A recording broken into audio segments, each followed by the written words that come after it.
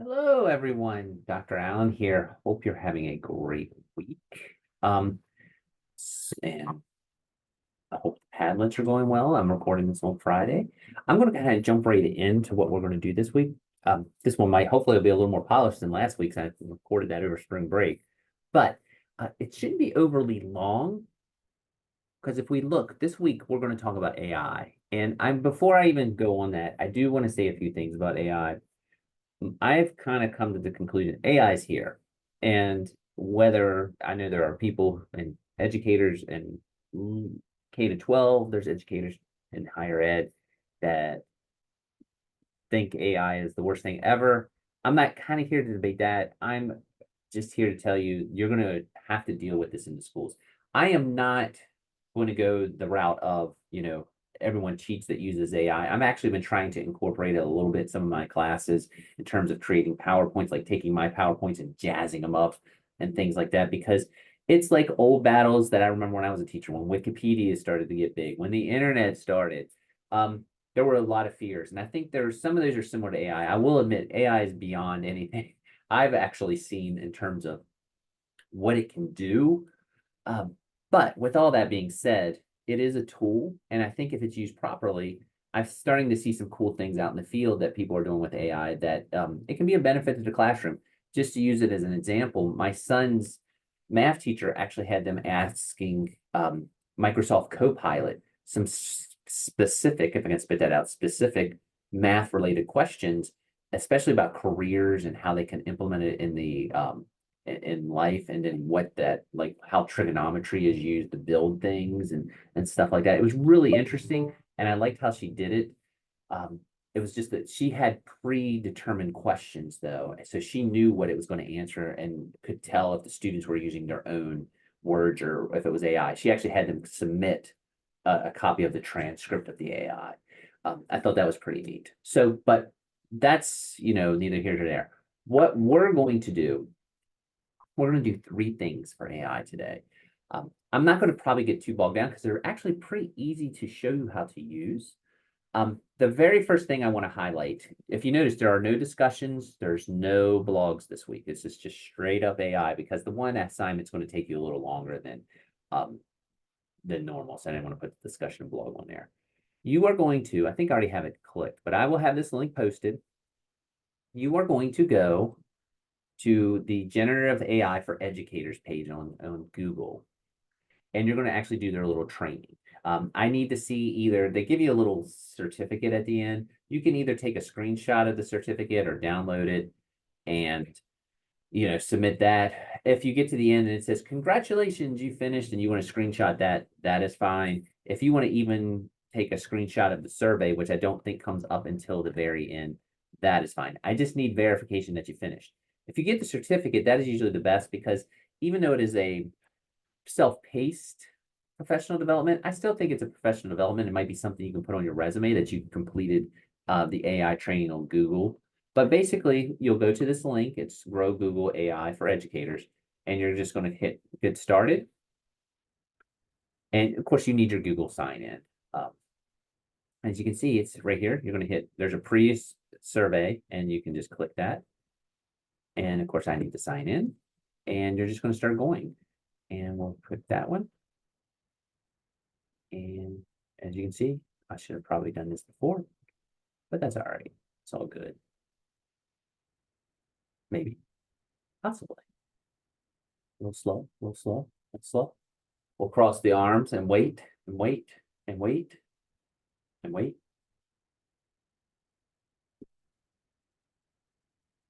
There we go. I think it got through. There we go. And of course, you have to understand everything. And as you can see here, it's going to like talk about what you wanted to do. I'm not going to tell you what to put. Of course, as an educator, I would definitely make sure that, I'm hoping you're going to put Google for Education and you're going to hit save. And you go.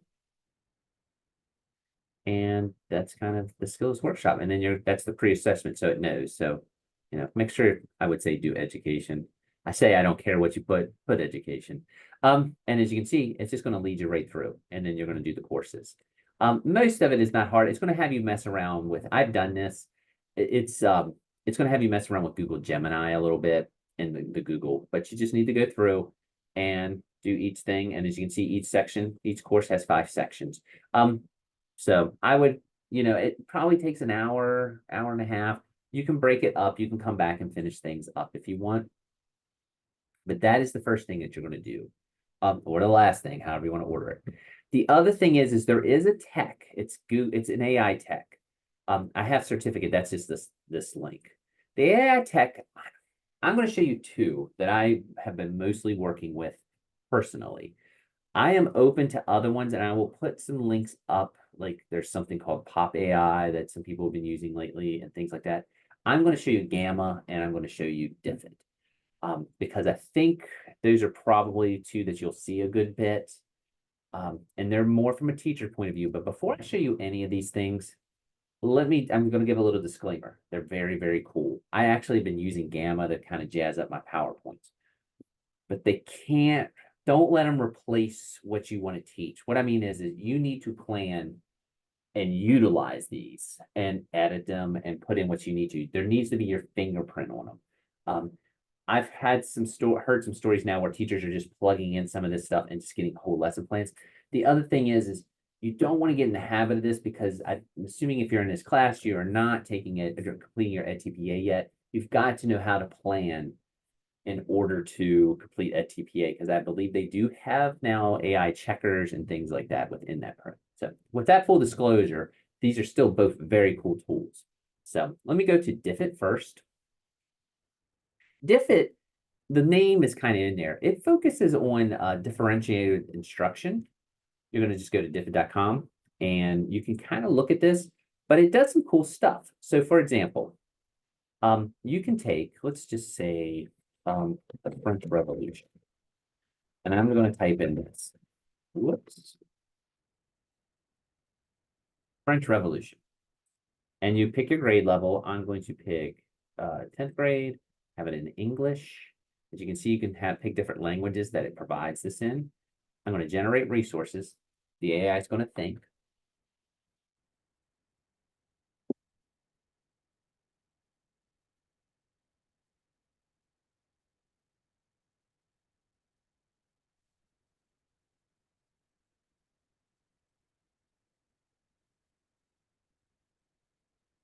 You can see it's developed some stuff.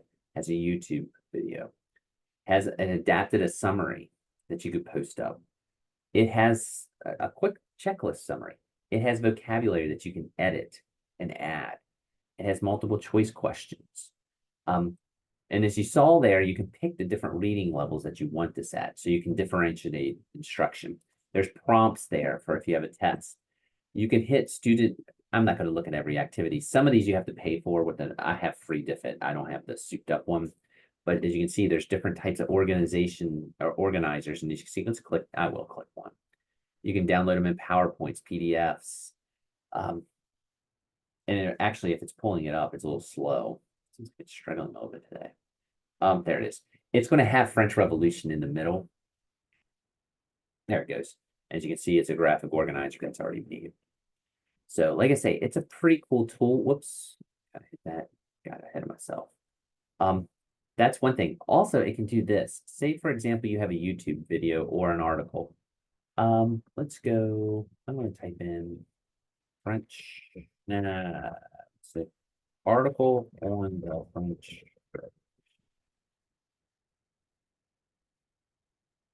I'm going to do the History Channel one because I've done that before. You kind of know what to expect. So I'm going to click this article. I'm going to put that link in here. And you can see, you can also do this for books, text, vocab list. I'm going to pick my level. And as you can see, you can align standards. So I can go through and choose a state and align it. And we'll do 9. I think that's the world. And I'm just going to pick one, let's just do that one. Let's go down. Maybe, actually, I like that one. Of course, it's not going to do Lantern. Oh, sorry, that's the souped up version. They made it souped up, but you get the point. I think actually some schools pay for this. But all right, I put my article in for the History Channel.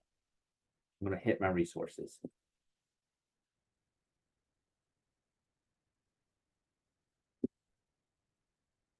Thank you. Thank you. Thank you.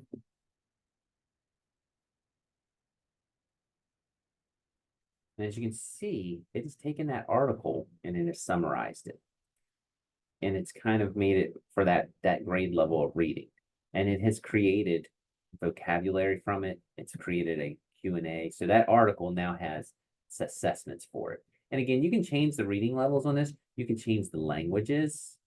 You can see you can have it translate into different languages. So if I wanted to change it to Spanish,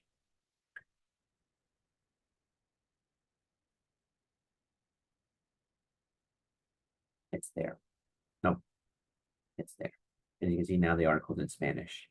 So there's a lot of cool stuff. And of course, this I just wanted to share it with you. There's more things that it does.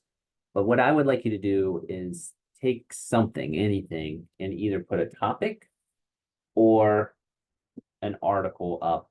Well, yes, and just and take a screenshot of it that you messed around with it. I was going to have you do a reflection. I'm not going to have that because you're doing the certificate. So that I'm fine with. So I just need to see some sample. Or you can do this. So sorry, I was a little unclear there. I just need to see that you did something. So screenshot it or download it as a PDF, whatever, if you do diff it. If you do gammas, gamma. I'm already signed in, but I'll have the link up for you. I have to admit, I think this one's pretty cool. I'm still messing around with the power of it, because I've imported some stuff, as you can see. And then, let's just do it. All right, as you can see, there's a whole bunch of cool stuff here. You can go to Gamma and you can create something with AI. You can paste stuff in text, you can import a file or URL.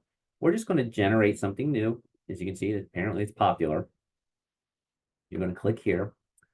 Now, I'm just going to do 8 cards, and what it means 8 cards, that's 8 slides. So I'm going to do, since I saw it on there, Magna Carta. Excuse me, hiccup. Let me get a drink here. And you can do website documents. We're just going to do a presentation. That's all I'm going to show you today, because I think that's probably what most people would use, even if they're importing stuff. But I just want to show you the power of this. We're going to just hit generate, and it kind of blew my mind. Okay, so it's coming up with the cards. If you choose to use Gamma, you can just download it as a PDF and submit the PowerPoint. But those are the 8 cards that's coming up. All right, that's pretty good. It's already summarized it. I like this. I think this kind of hits what I need. As you can see, you can delete cards, but I'm just going to generate this. And it's kind of cool. It's kind of frightening. But as you can see, it's going to create a PowerPoint for me. Now, as it's doing all this, I just want to say again, you can go in and edit this, and you need to have your own fingerprints on it. But I could see if I was teaching a new class, which I am, that's why I've been utilizing it. I've been kind of seeing what it does and maybe if it can help me save some time. But as you can see, it's creating a lot about Magna Carta. Again, that editing of the slides, you want to make sure you get in what you can on there.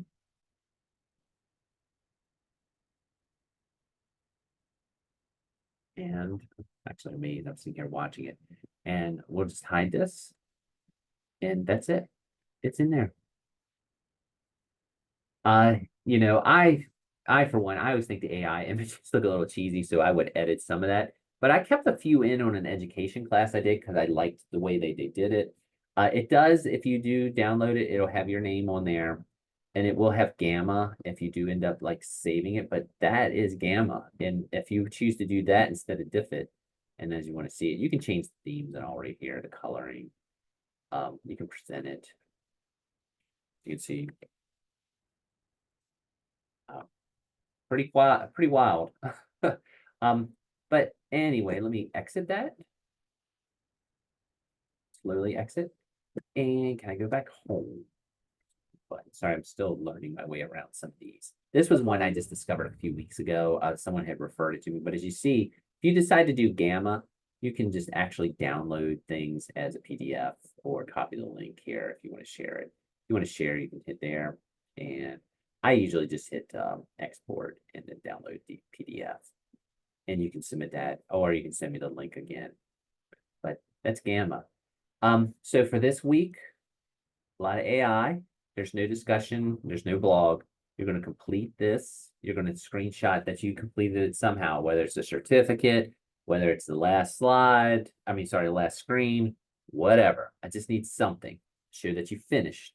And then you're going to do one of the AI texts. I'm going to put up the links for Diffit and Gamma because I don't want to overwhelm you. There are other cool ones.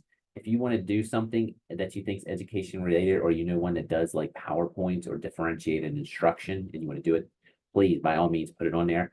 The Diffit, and I probably didn't highlight this. I think its strength definitely is in its differentiated instruction. I'm going to put a YouTube video link up of one of the tech guru guys that talks about this.